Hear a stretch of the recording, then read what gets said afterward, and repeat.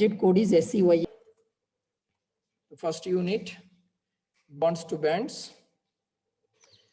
This chapter contains these topics. The highlighted topics are very important in this chapter, that is which are highlighted by blue color. The first one is particle in one-dimensional box and the solution to this Schrodinger wave equation. That is the one. And the second one is quantum numbers, the principal quantum number, azimuthal quantum number, spin quantum number, and magnetic quantum number. The third one is LCAO, linear combination of atomic orbitals and molecular orbitals of hydrogen. The fourth is role of arsenic and gallium doping on band structure, that is in semiconductors. The highlighted things are the important things in this unit 1. Okay. First we discuss short questions and the answers, and later we discuss this essay questions. Write the de Broglie's hypothesis. We are equalizing the E is equal to mc square and E is equal to h nu. We get lambda is equal to h by mv or mc. Okay, this is what de Broglie's equation. Particle will be having both wave nature and particle nature. The Heisenberg's uncertainty principle. It is impossible to measure the velocity and position of an electron at a time. So numerically, we are representing delta x into delta p is greater than or equal to h by 2 pi. Then where del x is the uncertainty in position or change in position, del v or del p is change in velocity or change in momentum. H is the Planck's constant. The value of H is 6.626 into 10 power minus 27 erg second or 10 power minus 34 joule second. What are the acceptable conditions for wave function? So, or otherwise, one more form for this question is the limitations of wave function. Then, two ways they may. So one is acceptable conditions for wave function is, or otherwise limitations of wave function. So both are same. This is the wave function has certain limitations. Those limitations are these.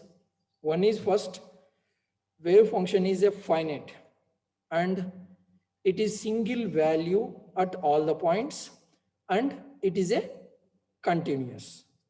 So why we are assuming these 3 points is, let us take for a particle in one-dimensional box solution. There we are assuming one free electron. That free electron is moving in finite space, not in infinite space. That's what the acceptable condition is, finite. Okay. Next is single valued at all the points. Definitely it should have a value at all the points. Otherwise we cannot measure the energy and we cannot solve the wave function equation. And it is a continuous. Definitely it should be continuous within the assumed boundary. Within the assumed boundary, it is continuous. If it is discontinuous, means we cannot predict. That's what these 3 conditions are very, very important before going to solve the Schrodinger wave equation. Okay. Finite, single valued at all points, and third one is continuous. These 3 words enough for this question. One is finite, single valued at all points, and continuous. Next, third question, 0-point energy. While deriving the solution for Schrodinger wave equation in one-dimensional box, we are getting 2 equations, that is for energy and wave function. In energy equation, E is equal to n square h square by 8m a square. Let us see what is n. N is a principal quantum number, a is the length of the box, and m is the mass of electron, h is the Planck's constant, E is the energy. And now let us take n is equal to 1. That means E is equal to h square by 8m a square. If n is equal to 1, that energy is known as 0-point energy. N cannot become 0 here, because if N is 0 means E is 0. E cannot be 0 because if E is becoming 0, and our assumptions and our acceptable conditions for wave function, it will be meaningless. That's what N is definitely, N is 1. That's why if N is equal to 1 means 0-point energy. We are naming it as 0-point energy.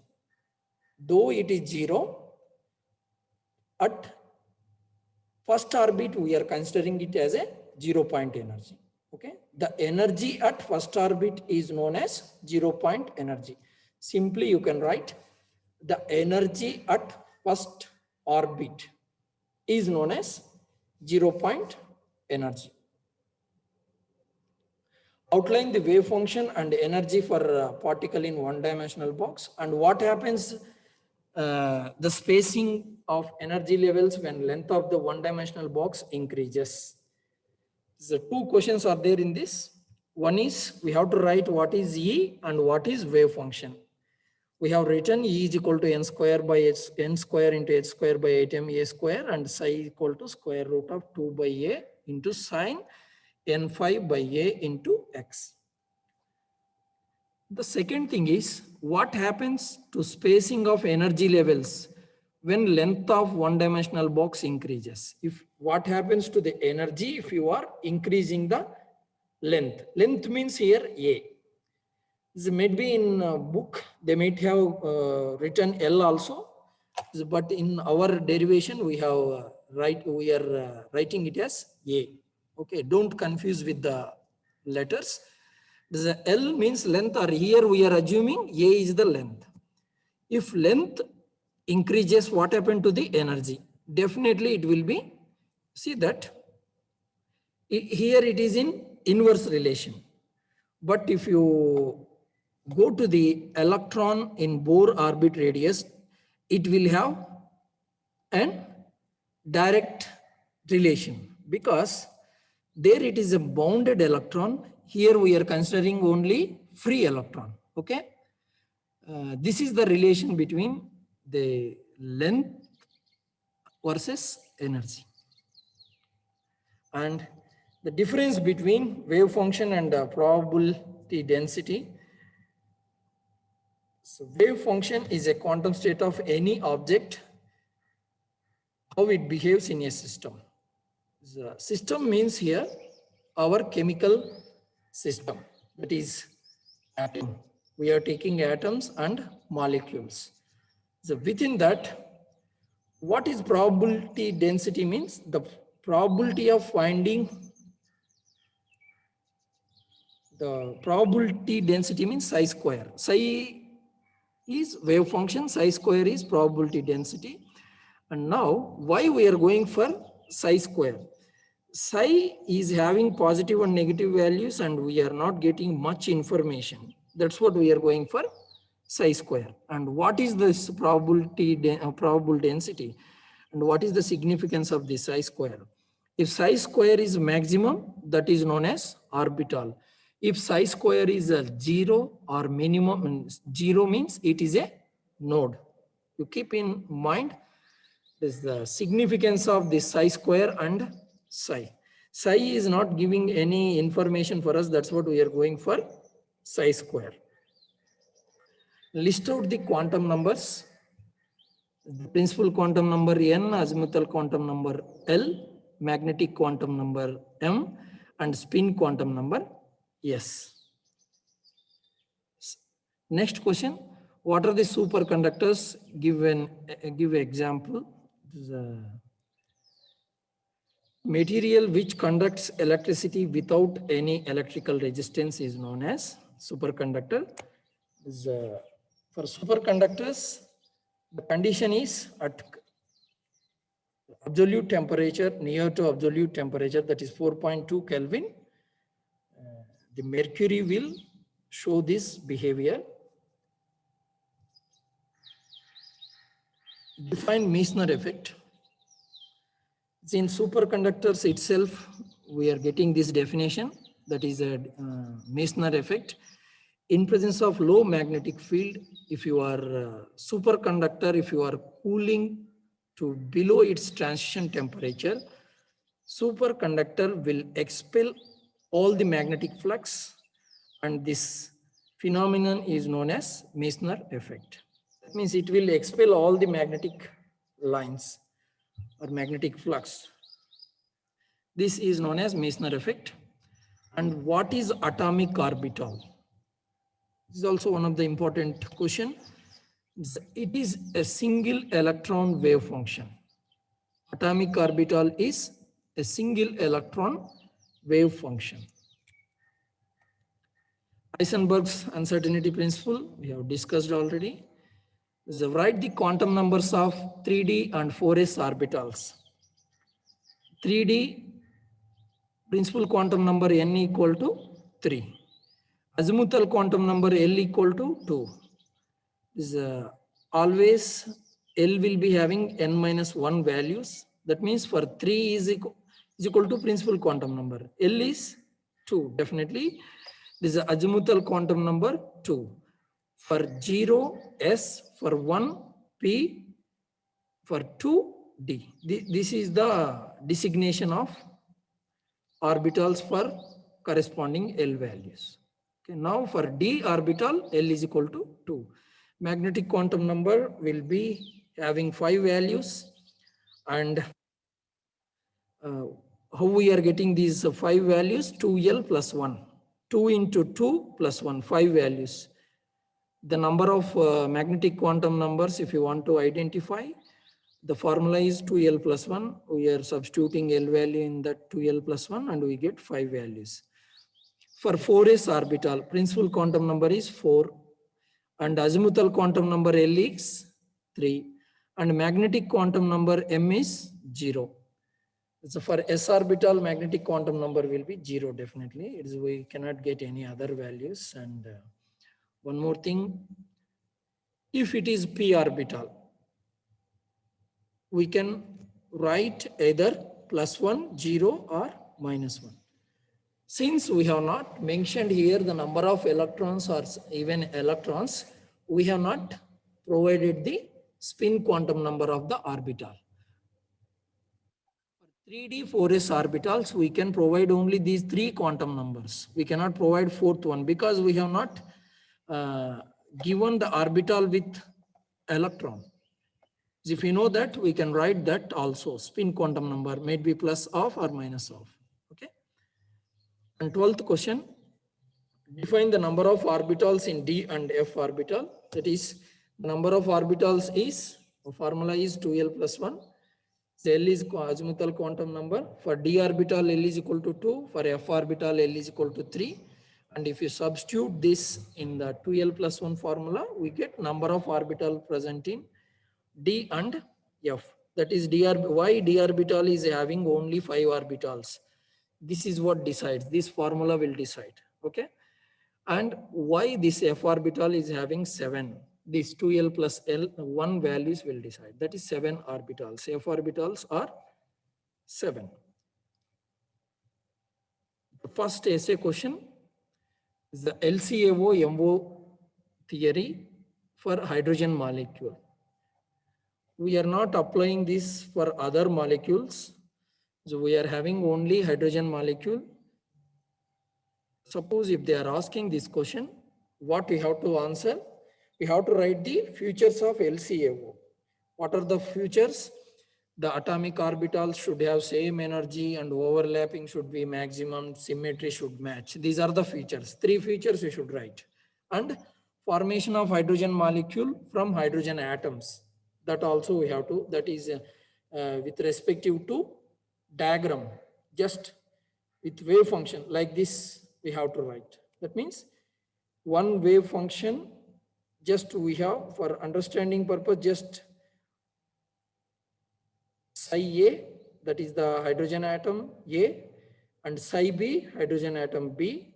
That is 2 atoms if they are combining together, and linear combination of these 2 orbitals will give us 2 molecular orbitals, that is BMO and ABMO. So now BMO is having a lower energy and ABMO is having higher energy. So why this is? This is due to attraction of the this thing or repulsion of the orbital, or otherwise addition of the wave function or subtraction and subtraction of the wave function.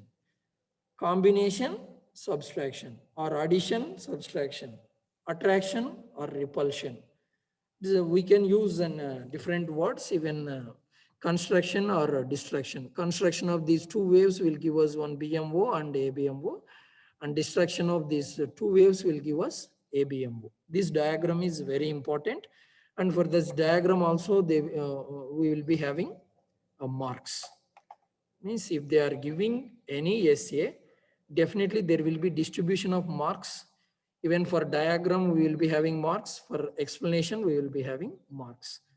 Keep in mind, exactly they may not ask the question in this form itself. They may ask in other form, but you should understand what they have asked. Is an LCAO silent features you have to write, and formation of the hydrogen molecule with respect to wave function you have to write, and numerical representations of BMO and ABMO, that is psi A plus psi B. Psi BMO is equal to psi A plus psi B.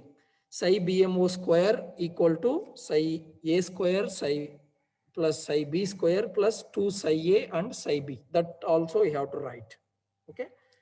So anyway, that we have not shown in this slide, but you have to write a numerical representation of BMO and ABMO. And MO theory, for hydrogen molecule, two atoms or two orbitals of hydrogen atoms, if they are, one is BMO and ABMO will form. In the form of orbitals we are writing here, and the same thing only, and one more. Three diagrams are must for this question. One is this, attraction and repulsion, and this and this. Three diagrams for LCAO and MO, and we have to explain about this diagram, how this BMO will form, bonding molecular orbital will form, why this BMO is having less energy. Now the question, the answer is due to the attraction it will be. That's what this MO theory with respect to energy. Why this repulsive energy is coming down? Due to the decrease or due to increase in internuclear distance. If you are increasing the distance between two hydrogen atom, what will happen? Repulsion will be less. At one point, attraction will start. And again, if you are increasing, what will happen? There won't be any attraction or repulsion. It will be at infinite distance. LCAO MO theory. You have to write these four important points. Okay. And second question is Schrodinger wave equation for one-dimensional box. You have to write this diagram and you have to write the conditions and what is the potential inside and what is the psi value inside, what is the psi value outside, what is the potential energy outside. Potential energy outside infinitive, psi value 0, and V is equal to 0 are constant, and psi cannot be 0 in inside. You keep these 4 points in your mind while drawing this diagram. And x is equal to 0, x is equal to j. Some, in maybe even you can write, instead of a, you can write L also, that is not a problem. Here you will get psi is equal to square root of 2 by L and sin n5 by L into x. Since we have taken x is equal to a, we are getting a in these equations. A is the length of the one-dimensional box. Okay, one-dimensional box representation and the conditions you have to mention, and solution to the energy as well as solution to the wave function you have to write. Okay, these three things are very, very important in this question. This also one of the important question in unit 1. 2 questions over. Next, third question, significance of quantum numbers. We can write it easily, since you might have studied in +1, +2 also. This is the principal quantum number n, and it will give the information of energy of electron and the orbit information we will be getting from principal quantum number. L, orbital shape and subcell information will be, and number of orbitals we can get from azimuthal quantum number. Magnetic quantum number, that is orbital orientation we will be. Spin quantum number, spin orientation of electron.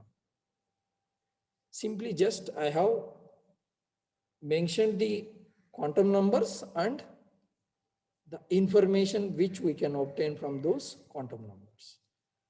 See, still you can discuss about these individual quantum numbers. And fourth question is doping of arsenic and gallium. Arsenic is a 5th group element, gallium is a 3rd group element.